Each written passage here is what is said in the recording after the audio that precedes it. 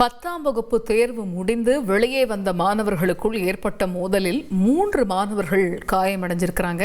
இது பற்றிய கூடுதல் தகவல்களை எமது செய்தியாளர் சோனை முத்தன் விவரிக்க கேட்போம். சோனை முத்தன், வணக்கம். இந்த சம்பவத்தினுடைய முழு பின்னணி என்ன? தற்பொழுது அந்த 3 மாணவர்களுக்கு வழங்கப்பட்டிருக்கக்கூடிய சிகிச்சை என்ன? அவர்கள் பற்றிய நிலவரம் என்ன? வணக்கம். அதாவது ராமநாதபுரத்துல 10ஆம் வகுப்பு கடைசி தேர்வு எழுதிவிட்டு வெளியே வந்த மாணவர்களுக்கு ஏற்பட்ட தகராறு காரணமாக 3 மாணவர்கள் தற்போது ராமநாதபுரம் அரசு மருத்துவக் கல்லூரி மருத்துவமனையில் அனுமதிக்கப்பட்டுள்ள சம்பவம் பரபரப்பை ஏற்படுத்தியிருக்கிறது.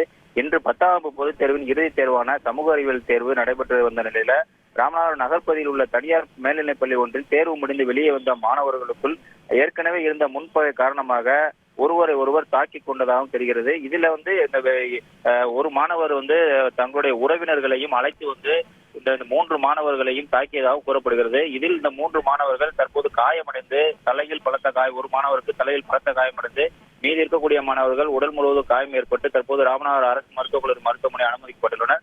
இது தொடர்பாக பள்ளி நிர்வாகம் மற்றும் அந்த பெற்றோர்கள் அளித்த புகாரின் பேரில் பஜார் போலீசார் இருதரப்பு பெற்றோர்களை அழைத்து தற்போது விசாரணை நடத்தி வருகின்றனர்.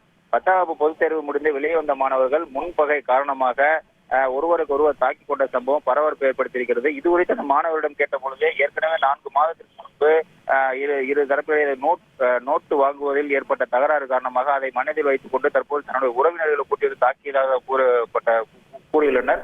மாணவர்கள் ஏற்பட்ட தகராறு காரணமாக அந்த பகுதியில் பரபரப்பு ஏற்பட்டிருக்கிறது. தற்போது போலீஸ் காவல் நிலையத்தில் அந்த இரு தரப்பினர் பேச்சுவார்த்தையானது நடைபெற்று வருகிறது. தகவல்களுக்கு நன்றி சோனை முத்தன். செய்திகளை உடனுக்குடன் தெரிந்து கொள்ள உடனே சப்ஸ்கிரைப் பண்ணுங்க.